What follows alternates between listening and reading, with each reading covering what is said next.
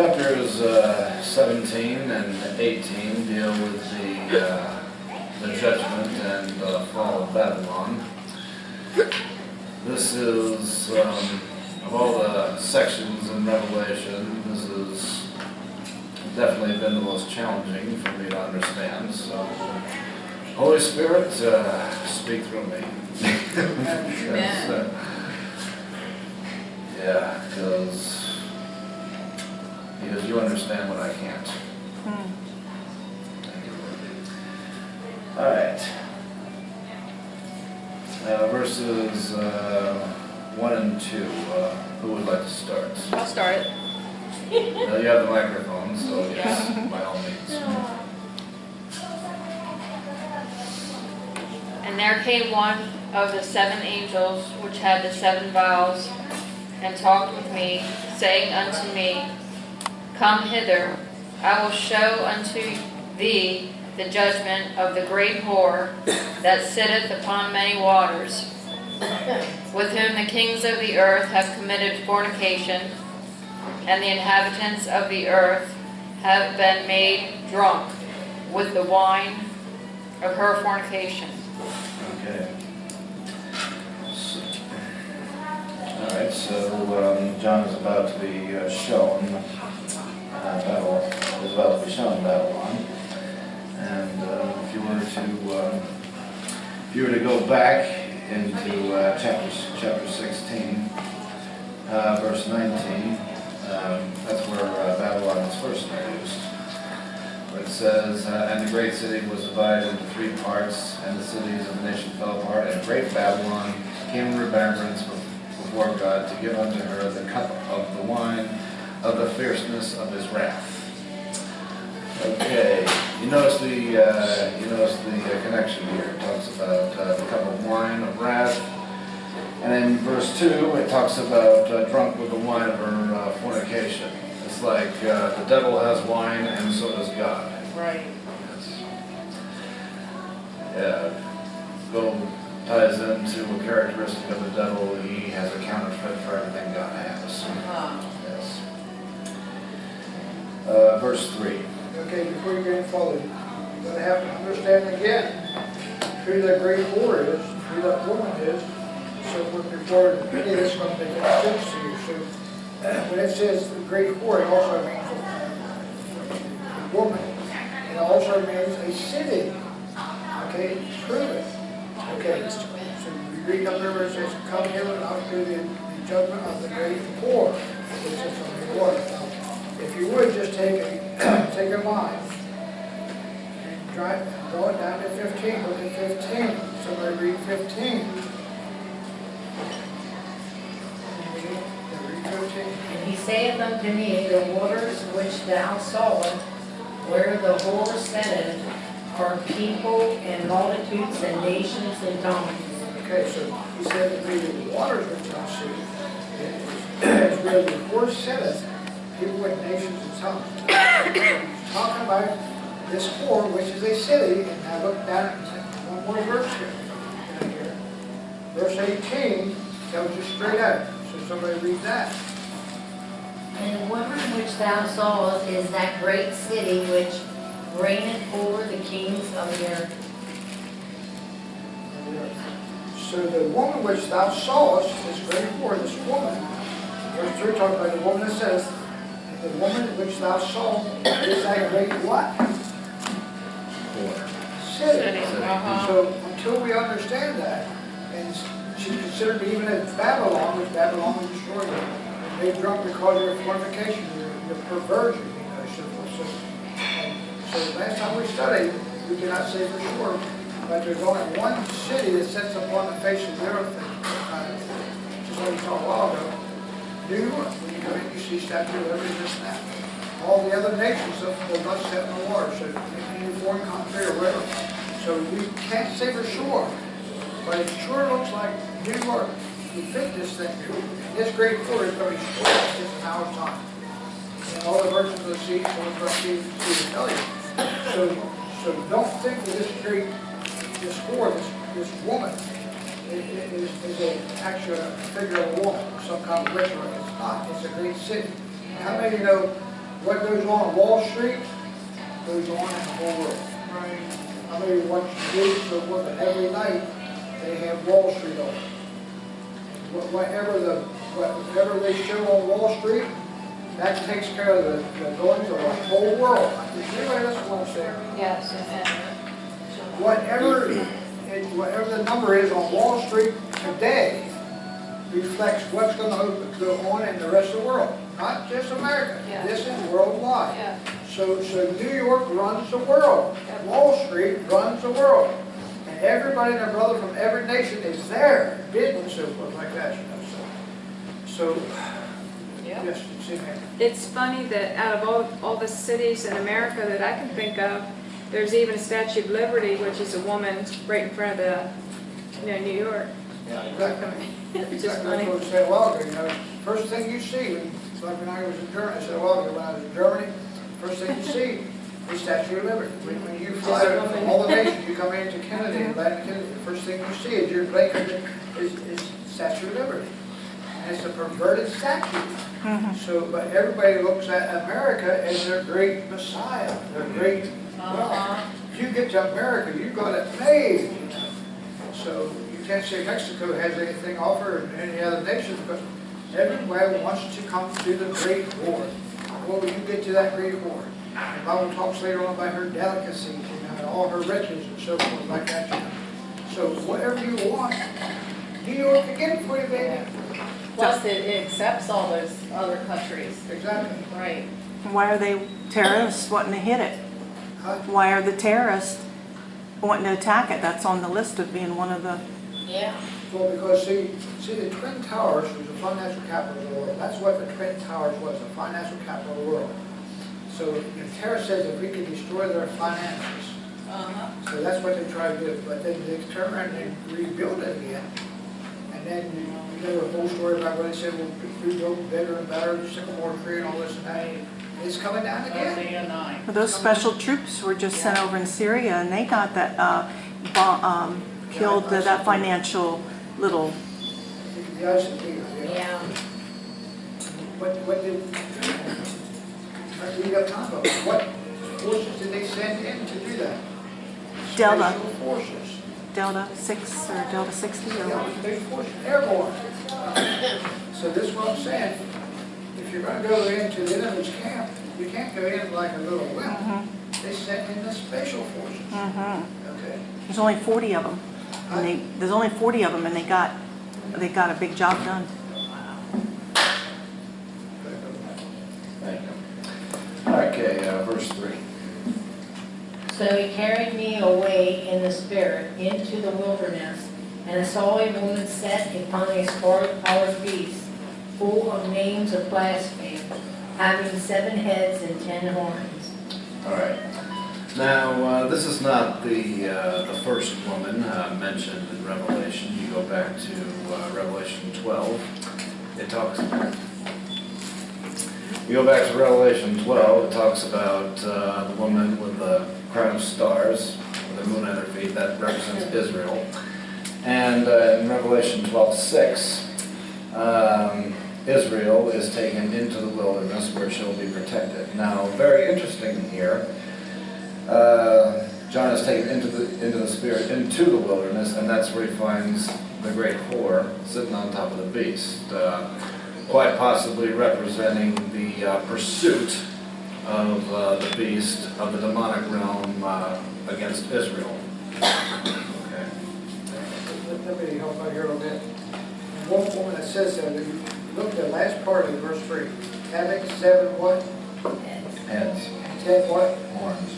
Everybody say United Nations. United Nations. Okay. So this woman, she sets on the United Nations. So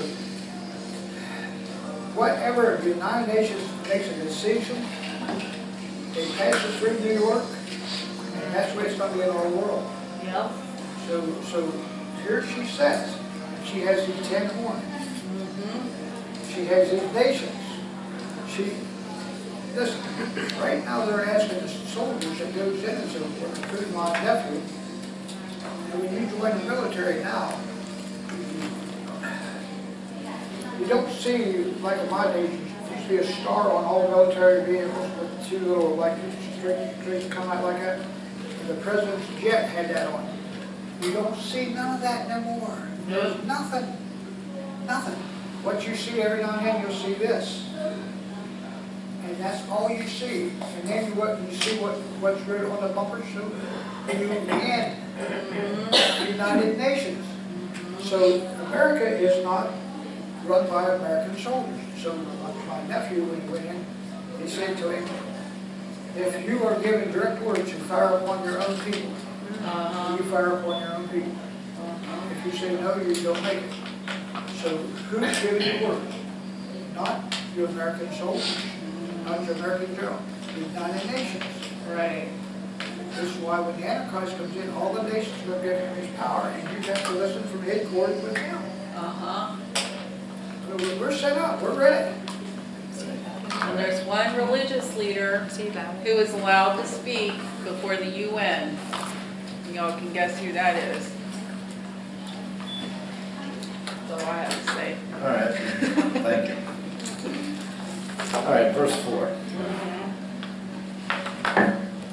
And the woman was arrayed in purple and scarlet color, and decked with gold and precious stones and pearls, having a golden cup in her hand, full of abominations and filthiness of her fornication. Okay, in the last part of the verse, we have the golden cup, filled with fornications and abominations. And again, we go back to chapter 16, verse 19, where it talks about God having Babylon drink from his cup full of wrath. Again, we have, once again, two wines, two cups. One holy and godly, the other one not. Okay, it's the same thing again.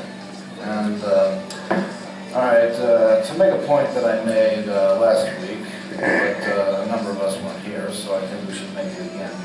It says here, the woman was arrayed in purple and scarlet.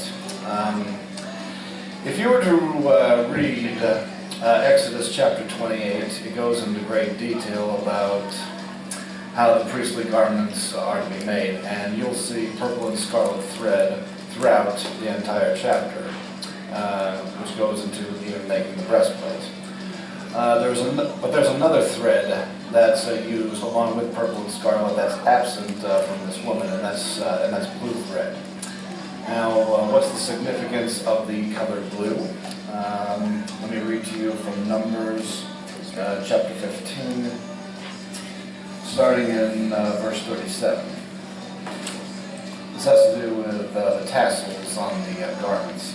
It says, and again the Lord spoke to Moses, saying, speak to the children of Israel, tell them to make tassels on the corners of their garments throughout their generations, and to put a blue thread in the tassels of the corners. And you shall have the tassel, that you may look upon it and remember all the commandments of the Lord and do them, that you may not follow, now there's a key word, that you may not follow the harlotry to which your own heart and your own eyes are inclined, and that you may remember to do all my commandments and be holy for your God. And how fascinating is it, further down on verse 5, it says, mystery Babylon, Babylon the Great, the mother of harlots. Okay. What verse is that in Exodus? What Numbers. Numbers? That's Numbers 15, 37 to 40. So the absence of blue is the absence of law. This is total lawlessness, which coincides with the beast being known as the man of lawlessness. Right. You know, I was on this past Sunday, I was in a class where the instructor was teaching on the Old Testament, and he went on to say that every word in the Bible is inspired by the Holy Spirit. There's no word that's in there by accident. There's a purpose for every single word. And you would think that going into detail about priestly garments is just filler. You know, it's just a bunch of useless information. No, it's not. Yeah. Oh, yeah. There's, there's meaning towards those words simply beyond, you know, instruction here. Right. As we just seen. Okay. Right. All right, verse 5, I'll read that. It says, upon her forehead was a name written, Mystery Babylon, the Great, the mother of the harlots and the abominations of the earth. Okay, which we already touched on. Is that, no, in here. Isn't that true that even yet today, we could say that this city is still a mystery? We're not positive. So it's a mystery that we're not going to understand until this time really comes. If you want to, you can write these down here, so because chapter 17, chapter 18, and chapter 19 is going to talk about the same woman. This is how it's described. Number one, it's described in Babylon. Number two, the great whore, that you find she's described as a woman. And she's described as a queen, then she's described as a great city, then she's described as Mr. Babylon, and it's also described as a mighty city. So Babylon, great whore, woman, queen, great city, mystery Babylon, and a mighty city. So to keep that in mind, we're talking about is what? City. So it's a city. City. So all the nations of the world is going to drink of her filth, her riches, and so forth. Yeah. So we'll see this as you get deeper in this chapter. Verse 5, does that mean New York? Well, we can say it's going to be New York. I'm not saying that is New York. But of all the cities of the whole world, what city was set up on the oceans and so forth, and all things looking for, and here, burn this and that. So much reverence. This is why I say that if I took a call to be on Jordan, I'm old school. Old school means this. Back in my days, you had to prove without a shadow of doubt that person was guilty. I'll mount 2 or 3 witnesses. Nowadays, it's not like that. They'll lock you up and throw you away and kill you on circumstantial evidence. So we can say there's all kinds of circumstantial evidence here. But do we actually know? We don't. So this is why it's in here, Mr. Babylon. But we will find out. All right, verses 6, 7, and 8. That'd be me. Okay. And I saw the woman drunken with the blood of the saints and with the blood of the martyrs of Jesus. And when I saw her, I wondered with great admiration. And the angel said unto me, Wherefore didst thou marvel? I will tell thee the mystery of the woman and of the beast that carrieth her, which hath the 7 heads and 10 horns. The beast that thou sawest was and is not, and shall ascend out of the bottomless pit, and go into perdition.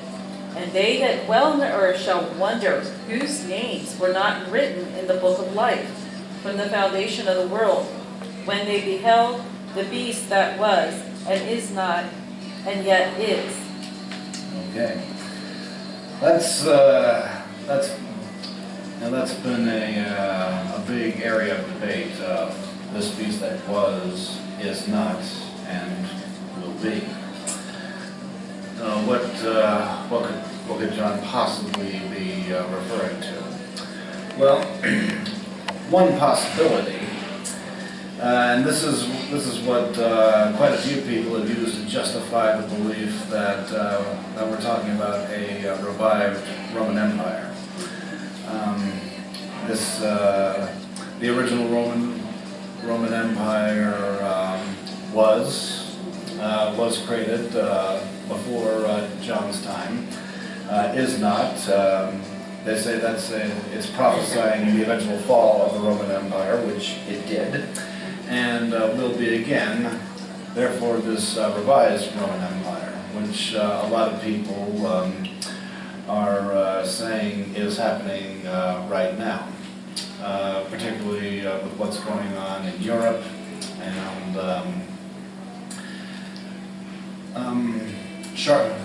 as one end times teacher talked about, Charlemagne.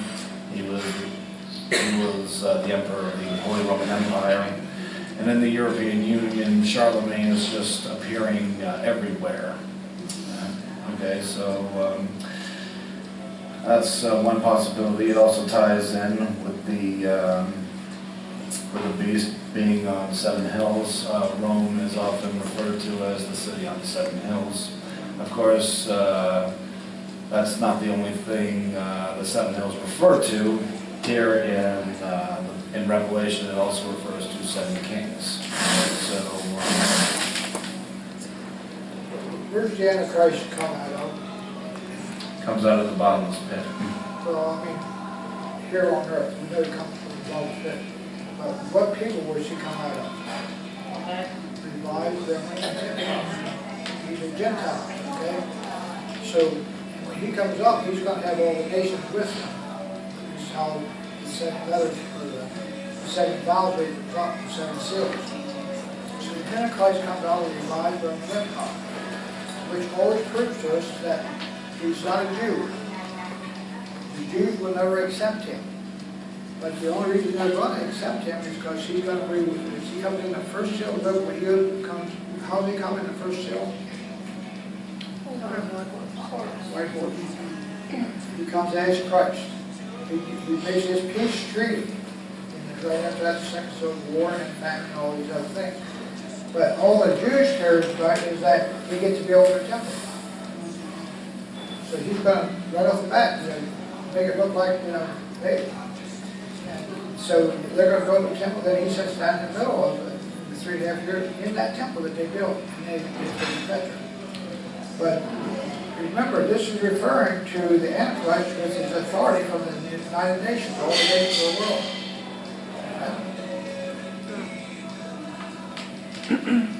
Okay. Verses 9 through 11.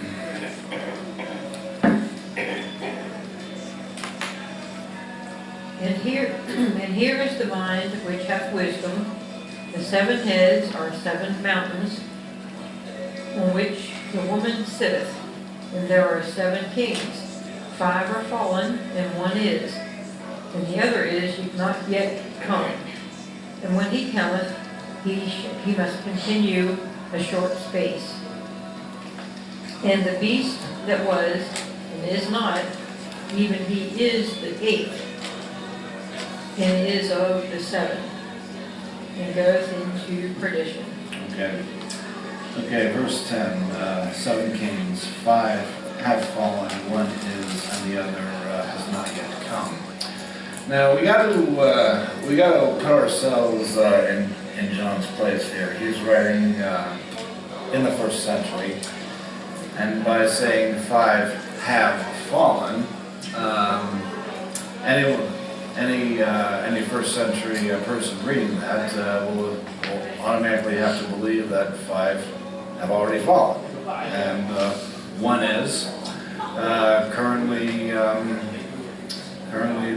the 6th one is reigning at that time, and eventually 1 will come, and he will reign for a short period of time, and of course this 1 will come will be, of course, the Antichrist, the 7th one. And furthermore, moving down, I'm sorry, it says he must continue a short time. A short time, 3.5 years. In the book of Matthew, Jesus says those times will be cut short, for the sake of the elect. And then verse 11, the beast that was and is not and is himself is also the 8th and is of the 7. Now, I've heard it said that this is referring to the beast, the Antichrist, dying and being resurrected. He was, and then he suddenly was not, and then he is again. Which of course is the mimicking of Christ himself. Once again, it's the Satan counterfeiting everything that's of God. All right, let's move on. Okay, before you go any further, do a Bible study later on. These kings that talks about is what Daniel sees Nebuchadnezzar's image. So when you study that, you'll find that all these kings, all these ones had their own years, and started off with the head of gold all the way came down to the feet of the clay, part of the clay. So that's all the nations. So when it comes down to the last feet, his kingdom is but a short time. See, I told this guy the other day, I said, the reason I became a believer in the Bible is because of the prophecies that has come to pass exactly like I said. Daniel is one that just knocked my socks off. So that is a prophecy clean up to right there where we are today. So the Antichrist is going to come in as the feet, the last kingdom of it, which the Bible says is going to be here for a short time. Okay? So it's powerful. So sometime we'll get that chart and get that across that chart. I'll just show you exactly where we are. Because once you understand Nebuchadnezzar's dream, that statue, you'll have to sit back and say, my God, this is real. This is really real. If that don't scare the hell out of people, get them straight, there's no getting them straight. Because it brings us up to right where we are right now. So let's say amen. Yeah. Okay. All right, verses 12 through 14. And the 10 horns which thou sawest are 10 kings, which have received no kingdoms as yet, but receive power as kings 1 hour with the beast. These have one mind, and shall give their power and strength unto the beast. These shall make war with the Lamb, and the Lamb shall overcome them. For he is the Lord of lords, and King of kings, and they that are with him are called, chosen, and faithful. Okay. So these 10 horns, 10 kings, 10 nation alliance, all more or less surrendered their authority to the Antichrist. And they're all united for one purpose, and that is to take out Israel. There has been some speculation that these are all Muslim nations, and that's who the Antichrist is going to be. Do I believe that? No, not really. But right now it's understandable why some might think that, because Israel is just surrounded by Islamic nations. And what's remarkable is because of God's protection, no one nation has been able to wipe out Israel as of yet, despite all their intentions. Right. So eventually it makes sense to imagine that all of a sudden all these nations will band together and try to overthrow Israel. Okay, like I said, it's a theory. I can't say that it's not true, but I don't believe it's true. I believe these are the United Nations, because right now it's the UN that has all the power and all the respect of everybody in the world. Right. First of all, that theory about coming out of the Muslim nations is definitely not true. Let me prove to you why. Israel hates them and they hate Israel. The Muslim nation will never make a peace agreement that Israel can build their temple. They will never, ever do it. They have one thing and one thing only in mind, to destroy Israel. So that they're not of the Gentile nation. They're not of the divided Roman Empire. They did not even exist.